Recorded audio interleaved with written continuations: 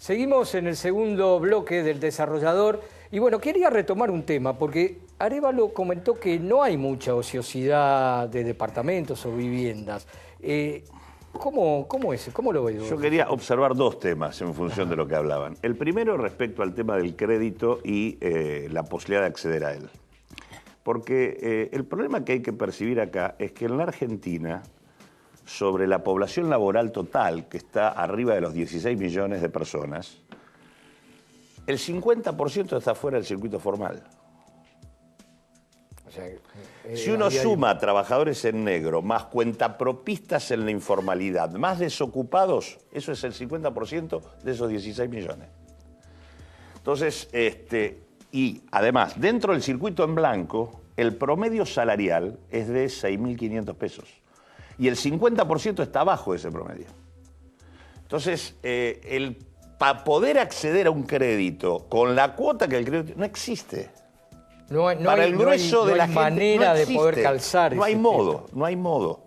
Entonces digo, este es el tema, respecto a un tema que esto también le cabe incluso a algunas de las estrategias oficiales. Ejemplo, el procrear. Bueno, porque el acceso al procrear no modifica la cuestión de la necesidad de tener un salario formal de determinada magnitud, lo que en todo caso hace ingresar a algunos de los que están por debajo del promedio como posibilidad de ingreso, pero deja fuera a todo un espectro muy importante de gente. Y respecto al otro tema, la verdad que la información pública disponible en materia de vivienda indica que uno tiene un déficit de vivienda de aproximadamente 3 millones de unidades y que hay 2 millones de viviendas ociosas. Eso es lo que dice la información pública. Ahora, pero esas viviendas ociosas... Tendríamos que discutir qué son las viviendas ociosas, claro, no, pero que aparecen en la información, aparecen en la información. Y la localización y el uso, Así porque es. tal vez por ahí esas viviendas ociosas o esas viviendas que aparecen, que son viviendas que están localizadas en determinados segmentos, pero yo dudo que, por ejemplo, duda alguna. el que es el dueño de ese departamento que compró de 2 ambientes en Almagro, no lo vuelque al alquiler. Claro, es más fácil que los encontremos en Puerto Madero, en Belgrano, en algunos lugares de poder adquisitivo importante. Me parece que hay que ver bien el punto, pero que vivienda ociosa hay. La actividad inmobiliaria hoy, el desarrollo de la construcción en la Argentina tal cual está planteado, por un lado, deja fuera la necesidad de construir más viviendas que necesitamos para gente que no puede acceder, y por otro lado, hay vivienda ociosa. Claro, ahora, uno de los mecanismos justamente para construir vivienda y para los sectores populares o para los sectores de bajos recursos sería recurrir a escala y a industrialización, ¿no? Pero, Gervasio, en ese punto, ¿por qué no se puede encarar eso? Yo creo, coincido con Claudio en lo que dijo, vos tenés 2 grandes unidades de costos en una vivienda. El primero es el suelo.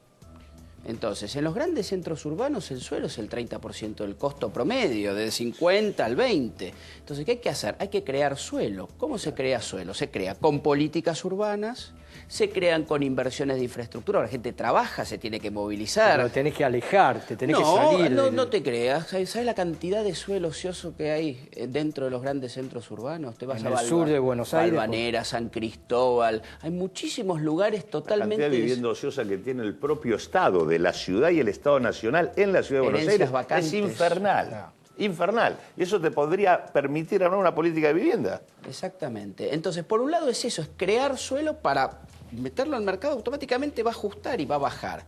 Y por el otro lado tenemos que ver cómo puede costar menos construir. Eso va por escala, va por nuevos métodos industrializados y va también con alguna ayudita quizás impositiva también, en que tenga alguna exención más de impuestos, ver la forma de cómo también por ese lado podemos ayudar.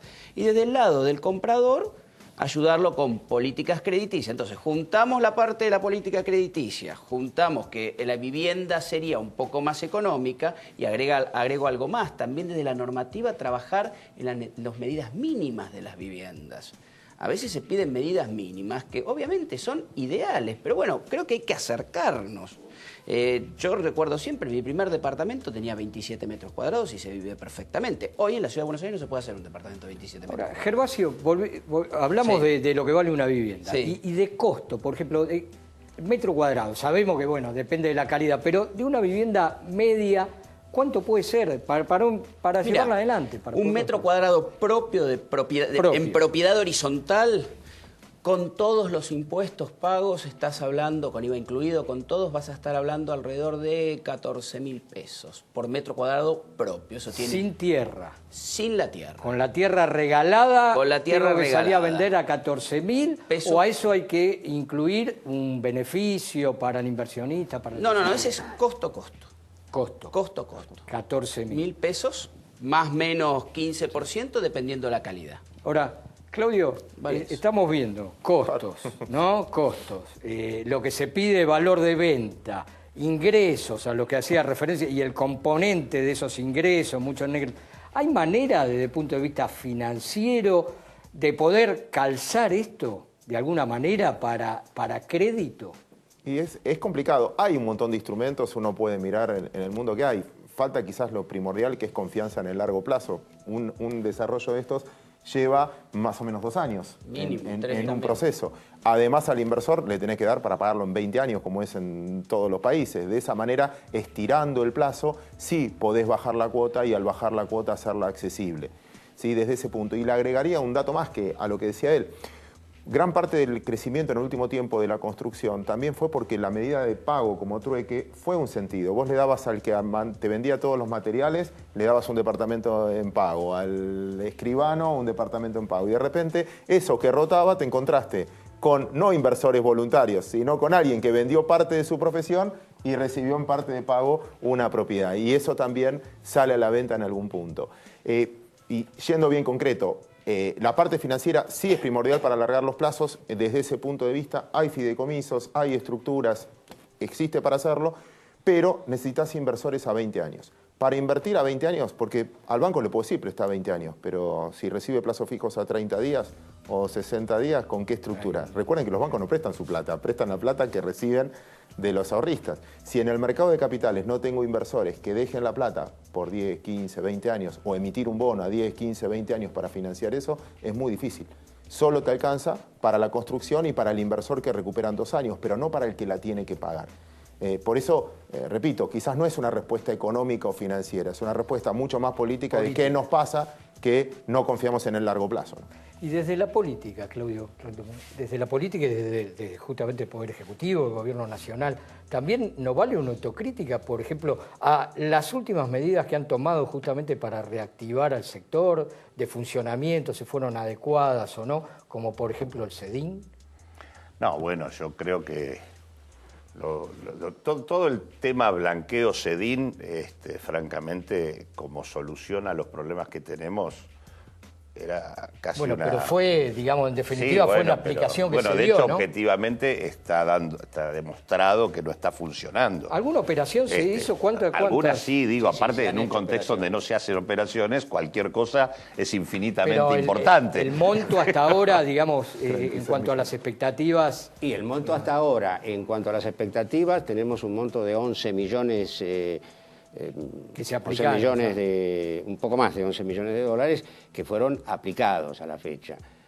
Hay un punto de inflexión, entendemos nosotros, en el miércoles de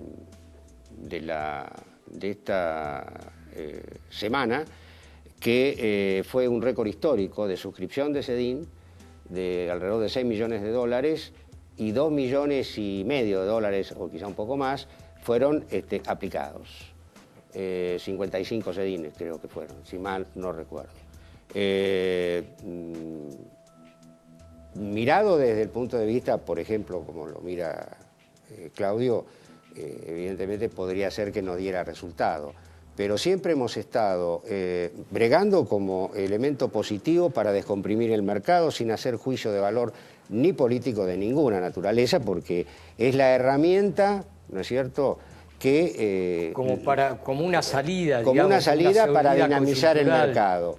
Que no haya cubierto las expectativas, quizá todos estemos contestes de que las expectativas no se han cubierto, pero sí debo decir que yo esperaría al 1 de octubre, porque el éxito no depende de nosotros. Hay un tema acá, una actriz que yo siempre menciono se metió en este tema, que es la confianza.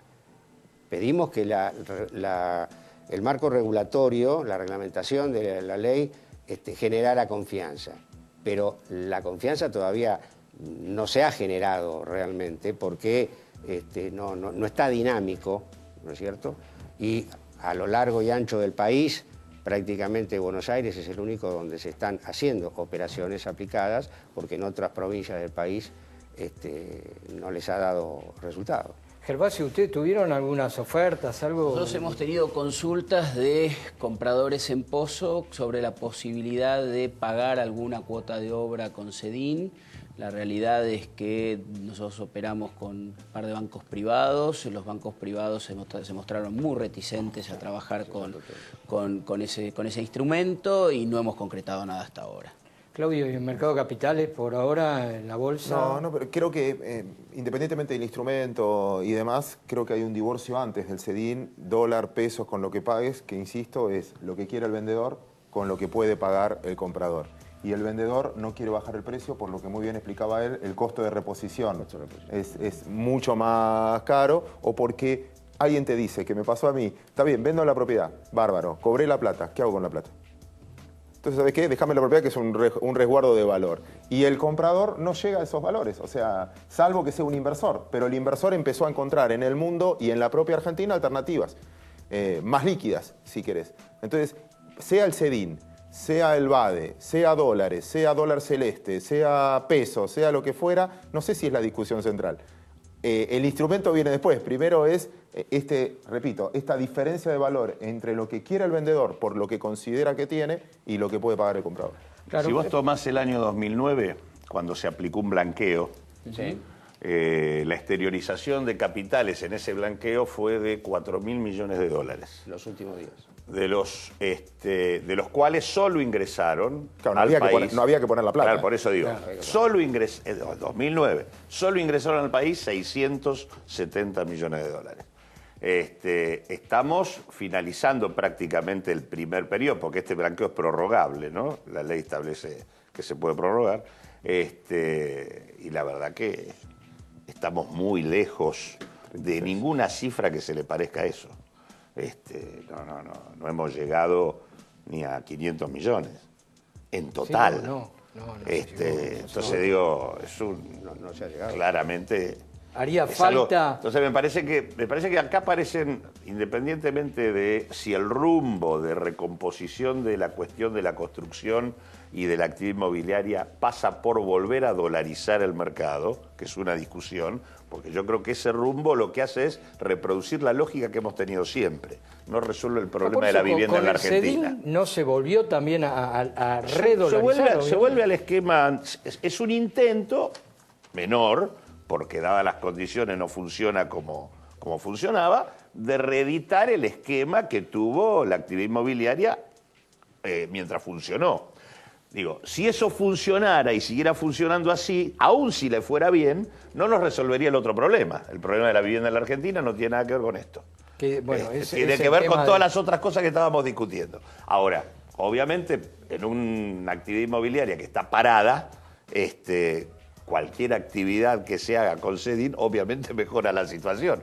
Así que digo, cualquier cosa que se haya movido, cualquier operación que se haya hecho, levanta en algo, ¿no? Digo, si estamos en cero, uno es una suba de carácter infinita. Pero ahora desde lo político, ¿no? ¿Cómo se debería, digamos, instrumentar un tema de política de vivienda concreta? ¿Hay política de vivienda? Primero, preguntar, ¿hay política no ha de habido vivienda? política pública de vivienda. La primer política pública de vivienda fue el Procrear. La primera. Antes no hubo nada. Y el Procrear en términos de magnitud es infinitamente, proporcionalmente es insignificante a la luz de la necesidad. Pero política pública de vivienda no hay, no ha habido. Entonces digo, y la verdad, si política pública de vivienda es planificar el uso del suelo, garantizar banco de suelo, Claro, porque la política tiene que ver con varias, no solamente con un plan de financiamiento. Grabar vivienda ociosa, incentivar al inversor también. Lo que está en manos estatales en términos de tierra o de infraestructura o de vivienda disponible se pueda ser parte de una política social en materia de vivienda. Si todo eso no existe, no funciona, no hay política de vivienda. El Procrear es un intento que resuelve el problema de una parte de los sectores que están en blanco y que no podían ingresar al mercado, al sistema de crédito bancario, digamos. Llega a una franja de ingresos inferiores, pero deja fuera también un montón. Exactamente, se queda con esa franja y no resuelve por ahí el tema de lo que conversamos mucho acá, que tiene que ver con el que puede pagar. Y tiene un dato adicional agregado, que es otro tema en discusión, que es que el financiamiento es el ANSES, que es todo un debate, ¿no? Claro, los recursos y cada vez también con un tema que tiene que ver con otro debate si el ANSES tiene que seguir siendo la caja financiera del conjunto de cosas que hoy está financiando. Porque hay otros temas que el ANSES debiera financiar y no financia, que es el sistema previsional. Bueno, muchas gracias por acompañarnos y bueno, vamos a seguir debatiendo estos temas constantemente y ahora vamos a ver la segunda parte de la nota de Santiago de B.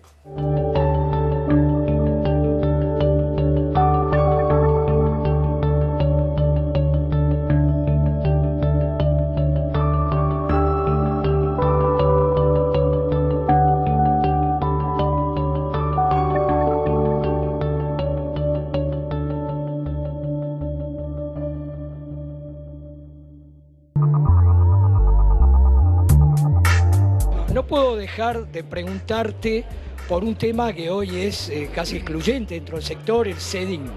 ¿Cómo está la marcha del CEDIN concretamente en Mendoza? El CEDIN hasta ahora en Mendoza ha pasado inadvertido. No solamente no ha habido operaciones inmobiliarias, sino que para que haya CEDIN tiene que haber gente que vaya a canjear sus dólares en el banco por el certificado. Y esto no sucede. ¿Consultas? Muy pocas. Y además en algunas consultas en bancos privados, los bancos no tienen el certificado, solamente se están manejando bancos oficiales y algún banco que tiene nexos oficiales, aunque sea privado. ¿Hubo ajuste de precios en Mendoza? ¿Hay un ajuste generalizado o no? ¿Se dio en algún segmento más que en otro? ¿En qué porcentaje? Las propiedades que están especificadas tuvieron un ajuste aproximado en el último año de un 15%.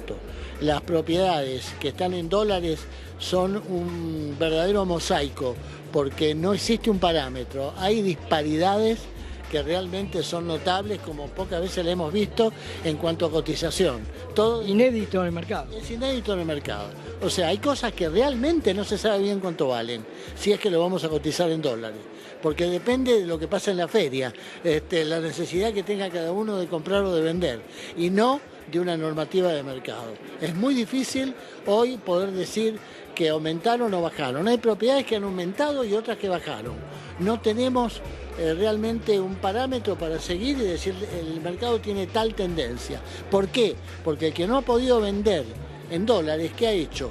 Ha trasladado su propiedad al mercado locativo. Entonces el mercado locativo está pasando uno de sus mejores momentos.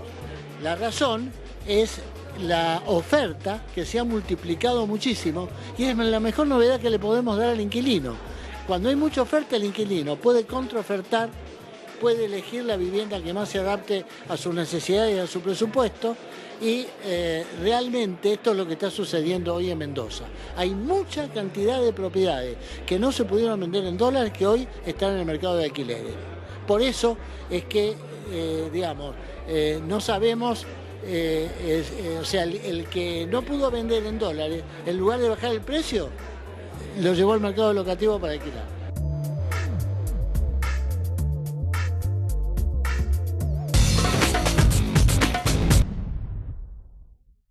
Bienvenidos al segmento de Reporte Inmobiliario. Buenas noches, Germán. Buenas noches, Ariadna. Hola, José. ¿Qué tenemos para hoy?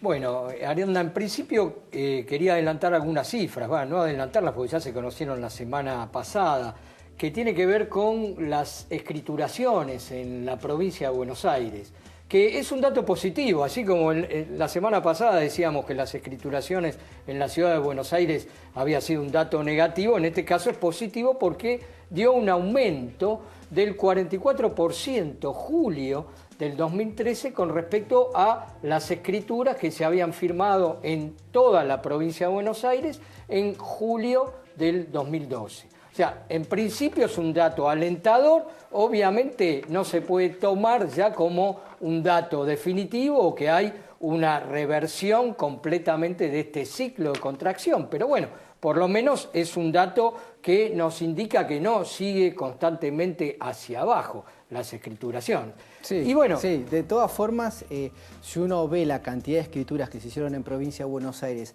y lo compara con la media histórica, en julio se hicieron escrituras por debajo de la media histórica. Igualmente estamos por debajo. Estamos por debajo de la media histórica. Lo que pasa es que se está comparando con un julio muy malo del año pasado. O sea que, digamos, se debería tomar como un optimismo está en un promedio, moderado, digamos, moderado, este dato, moderado, ¿no? sí. Y con respecto a los datos, con los cuales nosotros estamos acostumbrados, ¿qué hicimos en reporte la última semana? Relevamientos de la semana pasada. Bueno, Villa Urquiza tocó. La zona céntrica de Villa Urquiza, donde se concentran desarrollos a estrenar, encontramos 35 obras en etapa en proceso de obra o de comercialización. Valor promedio hoy es de $2.300 por metro cuadrado. Se incrementaron, fíjate, a diferencia de otras zonas que veníamos relevando últimamente, un 8,64% en dólares los precios. Con respecto al año pasado. Al año pasado, sí. Un dato para tener en cuenta es que el año pasado se habían aumentado los precios solamente 0,86%. Entonces tal vez este año lo que está haciendo el barómetro cuadrado de Villa Urquiza recuperando lo que no había aumentado, se había incrementado el año pasado, ¿no? O sea, el año pasado había estado estable, muy al estable. Anterior. Cuando en realidad el año pasado el resto de las zonas se habían mostrado incrementos más fuertes. En pesos hay mayor cantidad de oferta en dólares que en pesos, sin embargo quienes pretenden pesos te piden 18.600 pesos por metro cuadrado. La tipología que más se vende es 1 y 2 ambientes, departamentos de pocas dimensiones también, como se ve en general en el corredor norte de la ciudad de Buenos Aires. Y si tomamos en cuenta las cotizaciones en pesos versus las cotizaciones en dólares, te estaría dando una cotización inmobiliaria o dólar celeste, como se le habla para la zona, de 8,08. O sea que está obviamente mucho más cerca del dólar bastante blue más cerca del dólar dólar oficial. Sí, también es llamativo que son muchas malas ofertas en dólares que en pesos. Son pocos los que te pasan ofertas en pesos. Y en cuanto a costos, por ejemplo. Costos, sí. Semana pasada actualizamos el índice mensual de costo de una vivienda de perímetro libre, que sería la que se adapta a un country o un barrio privado. El costo de julio llega a $903, $903 obviamente en dólar paralelo, o 7.506 pesos. Eso para construir una casa. Una casa sin tener en cuenta obviamente el terreno, solamente el costo de construcción, ¿no? Solo costo de construcción. Ahora, esos $903, comparado con el año pasado, ¿en dólares bajó? En dólares bajó, sí, sí. Estamos en valores del 2008 en dólares debido a la devaluación del peso de los últimos meses, ¿no? O sea que aquel que tenía dólares hoy tiene que vender menos dólares, teóricamente liquidarlos como para... Sí, sí, pero no nos olvidemos que 2002, 2003, 2004 con $300 construías una casa. O sea, sigue siendo un valor, o sea, todavía no está viendo la gente la oportunidad en decir, bueno, tengo dólares, construyo barato. No se está viendo ese hecho todavía. El incremento de los últimos 12 meses es del 26,6% en esta tipología de vivienda sobre lote propio. Y también estuvimos relevando, que a lo mejor nos puedes contar vos, el tema de countries en la zona de Tigre, countries y barrios privados en la zona de Tigre. Claro, bueno, sería el complemento al dato del costo de la construcción. Se tiene que conocer cuánto vale un terreno para poder construirle algo arriba, ¿no? Y bueno, concretamente un terreno promedio, no en una ubicación central de un barrio privado, que sabemos que hay ubicaciones perimetrales y ubicaciones centrales, bien consolidadas, cercanos a los mejores lugares, accesos, tal vez de los countries o de los barrios privados. Para un lote perimetral, el metro cuadrado de nuestro relevamiento surge que está en el orden de los $118 por metro cuadrado. Y para un lote central, en el orden de los $158 por metro cuadrado. Con respecto a los valores del año pasado, los lotes perimetrales sí se apreciaron un poco porque el año pasado había que pagar $108 por metro cuadrado, o sea, hubo una apreciación de un 9%. Y con el otro, con respecto a los lotes centrales, no, prácticamente están al mismo valor, hubo solamente $3 de diferencia de este año con respecto a la cotización del año pasado. Pero bueno, para construir una casa en un barrio privado, en Tigre por lo menos, hay que pensar en invertir en un lote perimetral alrededor de $360.000 en conjunto, ¿no? Terreno y construcción. Y para hacerlo dentro de un lote central hay que considerar $400.000 como base de ahí para arriba. Fíjate, Ariadna, José, que justamente Tigre es el corredor que muestra los valores de tierra en oferta en barrios privados o country más alto del resto de los corredores. Justamente ahí lo que juega muy a favor es el factor cercanía, ¿no? La localización. Y mucha más vivienda permanente. Es la zona que tiene menor cantidad de kilómetros a la ciudad, que tiene oferta de countries y barrios cerrados con menor cantidad de kilómetros. Contame algo sobre el evento que se va a realizar de tecnología brevemente. Bueno, sí, el 30 de septiembre hacemos en el Conrad de Punta del Este el evento sobre tecnologías aplicadas al sector inmobiliario y el viernes nos enteramos, la verdad que una gran noticia, va a estar de disertante Marcos Galperín. Marcos Galperín seguramente lo conocen, es el fundador, CEO de Mercado Libre. Todos sabemos lo que es Mercado Libre, la importancia que tiene para lo que es la economía digital. Y bueno, Marcos va a estar presente, nos va a estar contando su experiencia y cómo aplican todo esto en el sector inmobiliario. Va a estar presente también ejecutivos de Microsoft, Google, bueno, gente que va a mostrar lo que es la realidad aumentada y lo vamos a cerrar con la ronda de negocios en donde van a participar distintos actores del mercado. Bueno, súper importante, ya vamos a tener novedades entonces. Contame cómo puede hacer la gente para hacer consultas sobre el reporte inmobiliario. Nos mandan un mail a info@reporteinmobiliario.com y si no, nos pueden seguir en nuestra cuenta de Twitter que es @reporte_inmov. Bueno, muchas gracias Germán por haber estado con nosotros como siempre. Llegamos al final del programa, José. Así es, Ariadna. Y bueno, los esperamos a todos que nos acompañen el próximo lunes también en el Desarrollador.